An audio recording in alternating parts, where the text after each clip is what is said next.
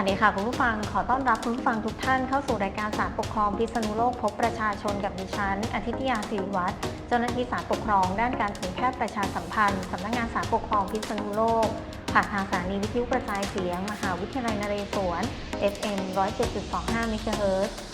สำหรับวันนี้นะคะรายการศาลปกครองพิษณุโลกพบประชาชนค่ะได้นำตัวอย่างคดีปกครองที่น่าสนใจและเป็นเรื่องใกล้ตัวคุณผู้ฟังมาพูดคุยกันค่ะ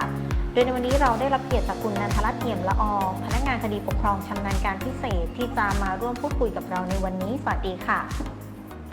ค่ะสวัสดีค่ะวันนี้นะคะเราจะมาพูดคุยกันนะคะเกี่ยวกับข้าราชการตำรวจอีกแล้วนะคะสำหรับวันนี้จะเป็นเรื่องของข้าราชการตำรวจที่ชอบเรียกกันว่าตมนะคะก็คือตำรวจตรวจคนเข้าเมืองนั่นเองนะคะซึ่งเป็นกรณีเกี่ยวกับการรับฟังคู่กรณีที่ไม่สมบูรณ์นะคะสามารถแก้ไขได้ก่อนสิ้นสุดการพิจารณาอุทธรณ์หรือไม่อย่างไรนะคะซึ่งเป็นไปตามแนวคำวินิจฉัยคำพิพากษาศาลปกครองสูงสุดที่อ421/2561นะคะซึ่งมีสาระสำคัญว่าผู้บังคับการกองบังคับการตรวจคนเข้าเมืองท่าอากาศยานแห่งชาติมีคำสั่งไล่ผู้บังคับหมู่ฝ่ายตรวจคนเข้าเมืองออกจากราชการกรณีที่ประทับลงตราขาเข้าในหนังสือเดินทางโดยไม่ได้ตรวจสอบข้อมูลตัวบุคคลทำให้มีผู้อื่นนำหนังสือเดินทางนั้นไปใช้ประโยชน์จนถูกจับกุมซึ่งในขั้นตอนการสอบสวนนั้นคณะกรรมการสอบสวนวินัยอย่างร้ายแรงได้มีบันทึกการแจ้งและรับทราบข้อกล่าวหาตามแบบสว2และแบบสว3โดยได้ระบุข้อกล่าวหาและพยานหลักฐานที่สนับสนุนข้อกล่าวหาไว้ชัดเจนเมื่อผู้บังคับหมู่ได้ลงลายมือชื่อรับทราบและยอมรับข้อกล่าวหาแล้วแม้บันทึกการแจ้งตามแบบสว3จะไม่ได้ระบุวันเวลาสถานที่และการกระทำที่สนับสนุนข้อกล่าวหาให้ทราบก็ไม่ได้มีผลทำให้บันทึกการแจ้งข้อกล่าวหาดังกล่าวไม่สมบูรณ์ส่วนในชั้นการพิจารณาอุทธรณ์เมื่อกตร.เกี่ยวกับการอุทธรณ์มีมติให้คณะกรรมการสอบสวนวินัยทำการสอบสวนเพิ่มเติมโดยเรียกผู้บังคับหมู่มาให้การแก้ข้อกล่าวหาตามแบบสว3แล้วจึงถือได้ว่าเจ้าหน้าที่ผู้มีอำนาจพิจารณาโทษทางวินัยได้ดำเนินการแก้ไขข้อบกพร่องในส่วนของการรับฟังข้อเท็จจริงโดยให้โอกาสโต้แย้งแสดงพยานหลักฐานเพื่อแก้ข้อกล่าวหาตามขั้นตอนและวิธีการที่กฎหมายกำหนดก่อนสิ้นสุดกระบวนการพิจารณาอุทธรณ์แล้วคำสั่งลงโทษไล่ออกจากราชการจึงมีความสมบูรณ์ครบถ้วนตามมาตรา 41 วรรค 3 แห่งพระราชบัญญัติวิธีปฏิบัติราชการทางปกครอง พ.ศ. 2539 และเป็นคำสั่งที่ชอบด้วยกฎหมายหลักกฎหมายนะคะและบรรทัดฐานที่เกี่ยวข้องในเรื่องนี้ 1. กระบวนการสอบสวนทางวินัยถือเป็นกระบวนการพิจารณาทางปกครองก่อนออกคำสั่งลงโทษทางวินัยซึ่งเป็นคำสั่งทางปกครองตามมาตรา 5 แห่งพระราชบัญญัติวิธีปฏิบัติราชการทางปกครอง พ.ศ. 2539 ฝ่ายปกครองจึงต้องถือปฏิบัติตามรูปแบบขั้นตอนหรือวิธีการอันเป็นสาระสำคัญที่พระราชบัญญัติข้างต้นหรือกฎหมายเฉพาะกำหนดไว้เช่นหลักการรับฟังคู่กรณีตามมาตรา 30 และหลักการจัดให้มีเหตุผลในคำสั่งทางปกครองตามมาตรา 37 แห่งพระราชบัญญัติวิธีปฏิบัติราชการทางปกครอง พ.ศ. 2539 หากฝ่ายปกครองไม่ถือปฏิบัติย่อมมีผลทำให้คำสั่งทางปกครองนั้น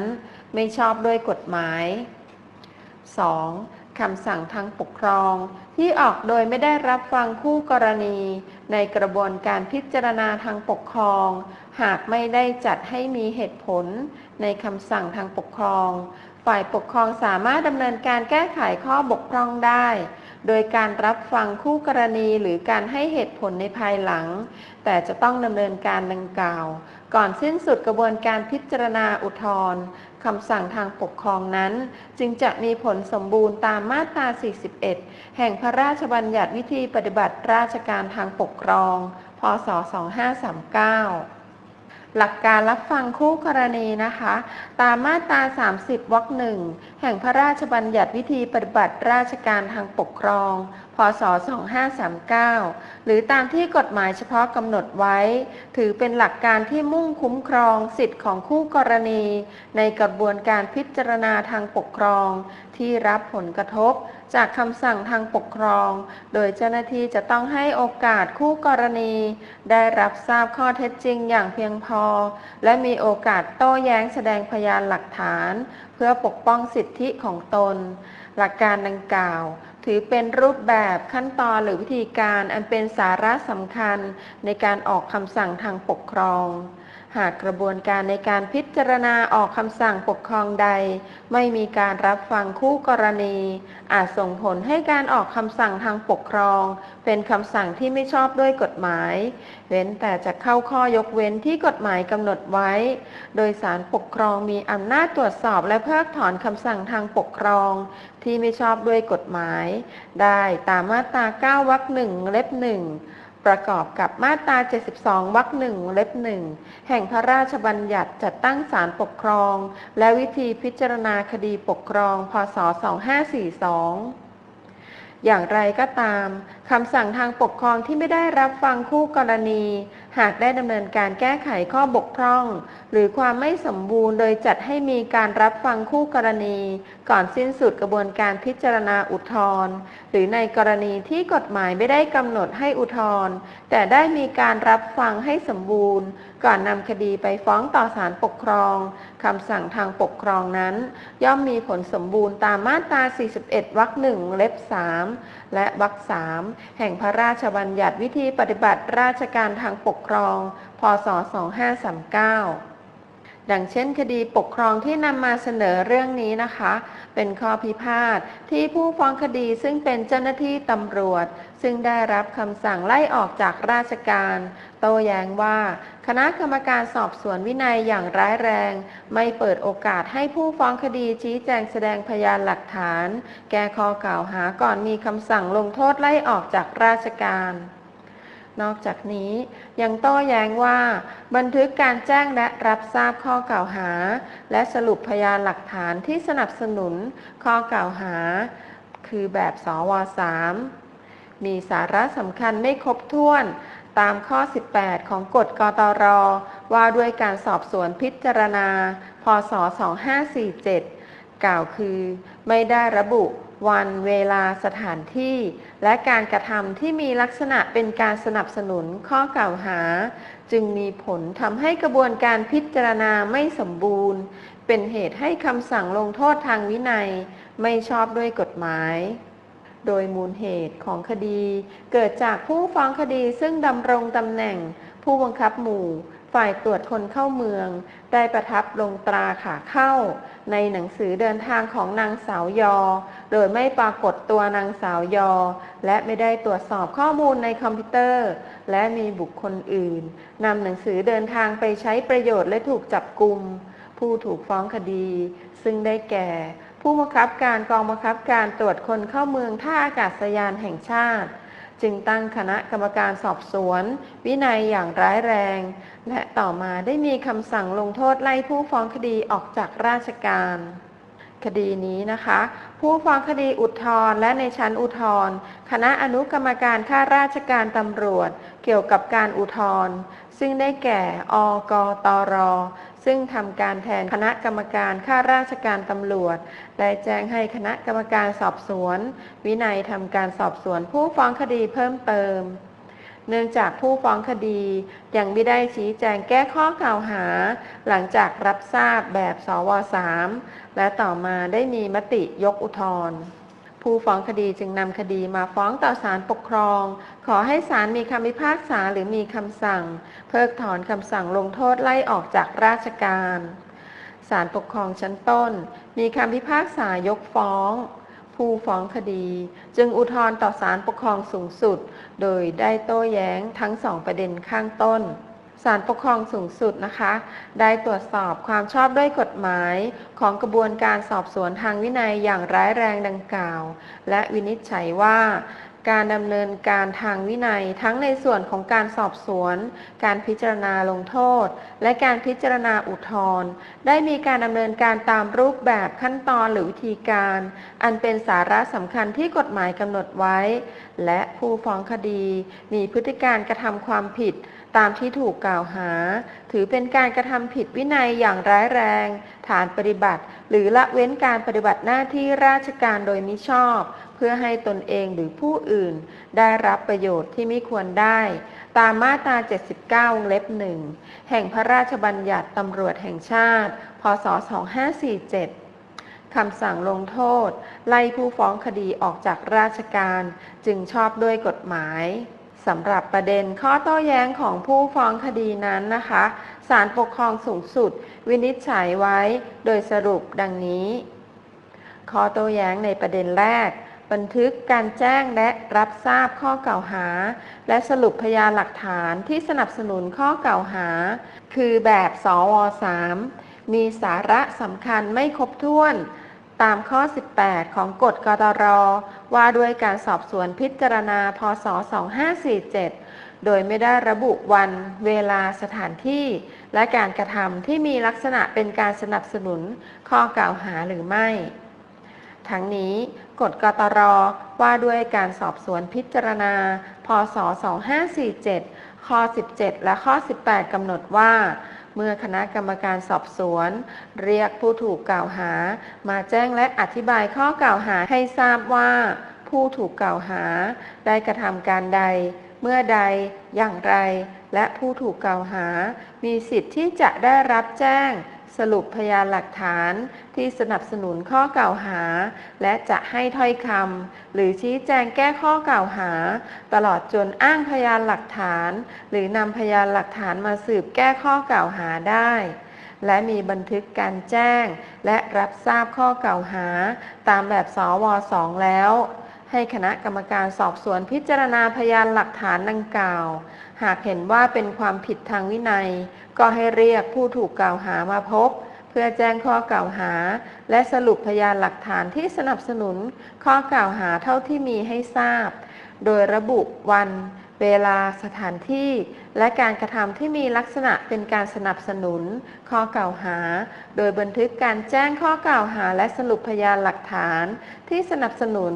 มีสาระสำคัญตามแบบสว.3 ให้ผู้ถูกกล่าวหาลงลายมือชื่อรับทราบไว้เป็นหลักฐานคดีนี้นะคะศาลปกครองสูงสุดฟังข้อเท็จจริงว่าคณะกรรมการสอบสวนวินัยอย่างร้ายแรงได้มีบันทึกการแจ้งและรับทราบข้อกล่าวหาตามแบบสว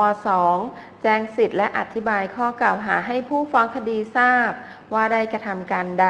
เมื่อใดอย่างไรและแจ้งด้วยว่าผู้ฟ้องคดีมีสิทธิ์ที่จะได้รับแจ้งสรุปพยานหลักฐานที่สนับสนุนข้อกล่าวหาและสิทธิ์ที่จะให้ถ้อยคำหรือชี้แจงแก้ข้อกล่าวหาตลอดจนอ้างพยานหลักฐานหรือนำพยานหลักฐานมาสืบแก้ข้อกล่าวหาได้ตามข้อ 17 ของกฎกตร.ว่าด้วยการสอบสวนพิจารณาพ.ศ. 2547ซึ่งผู้ฟ้องคดีได้ลงลายมือชื่อรับทราบและได้ให้การต่อคณะกรรมการสอบสวนในวันเดียวกันว่าเป็นผู้ประทับตราขาเข้าในหนังสือเดินทางจริงส่วนบันทึกการแจ้งตามแบบสว.3 ได้ระบุข้อกล่าวหาไว้ชัดเจนว่าผู้ฟ้องคดีปฏิบัติหรือละเว้นการปฏิบัติหน้าที่ราชการโดยมิชอบเพื่อให้ตนเองหรือผู้อื่นได้รับประโยชน์ที่ไม่ควรได้ตามมาตรา 79 วงเล็บ 1 แห่งพระราชบัญญัติตำรวจแห่งชาติ พ.ศ. 2547 และได้ระบุพยานหลักฐานที่สนับสนุนข้อกล่าวหาทั้งพยานวัตถุพยานเอกสารและคำให้การของผู้ฟ้องคดีในชั้นสอบสวนคดีอาญาและวินัยซึ่งผู้ฟ้องคดีนะคะก็ได้ลงลายมือชื่อรับทราบอันเป็นพยานหลักฐานที่ผู้ฟ้องคดีไม่อาจนำพยานบุคคลมาสืบหักล้างพยานหลักฐานดังกล่าวได้อีกทั้งผู้ฟ้องคดีได้ให้การยอมรับ ทั้งในชั้นสอบสวนคดีอาญาและวินัยว่าเป็นผู้ประทับลงตราขาเข้าในหนังสือเดินทางจริงจึงไม่มีประเด็นที่ผู้ฟ้องคดีจะต้องแก้ข้อกล่าวหาว่าผู้ฟ้องคดีไม่ได้กระทำการในเรื่องดังกล่าวดังนั้นแม้บันทึกการแจ้งตามแบบสว3มิได้ระบุวันเวลาสถานที่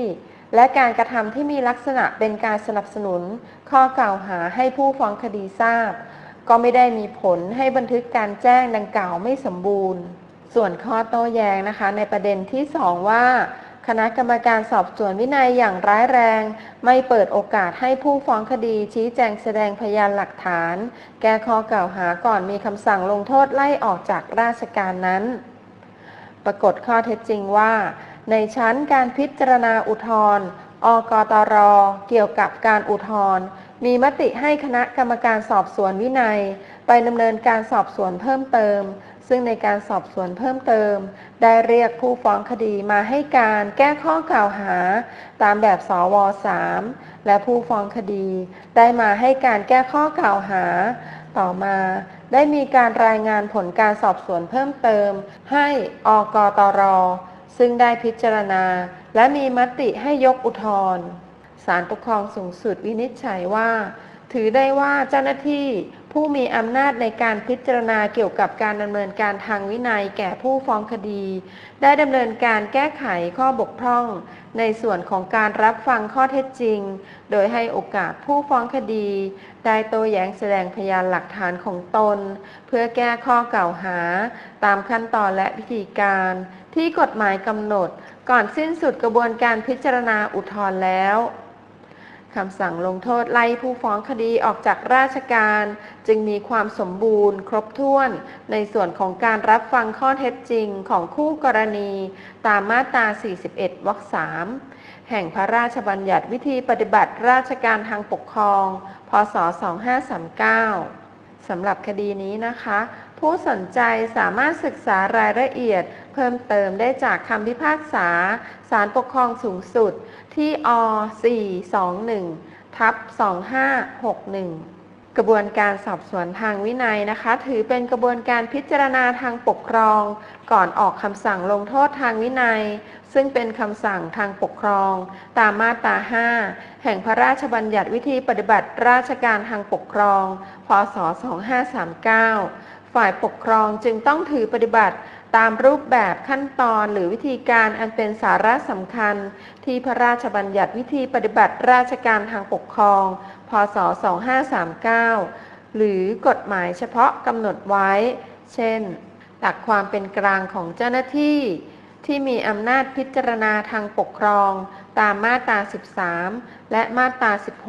หรือหลักการจัดให้มีเหตุผลในคำสั่งทางปกครองที่ทำเป็นหนังสือตามมาตรา 37 วรรค 1 หรือหลักการรับฟังคู่กรณี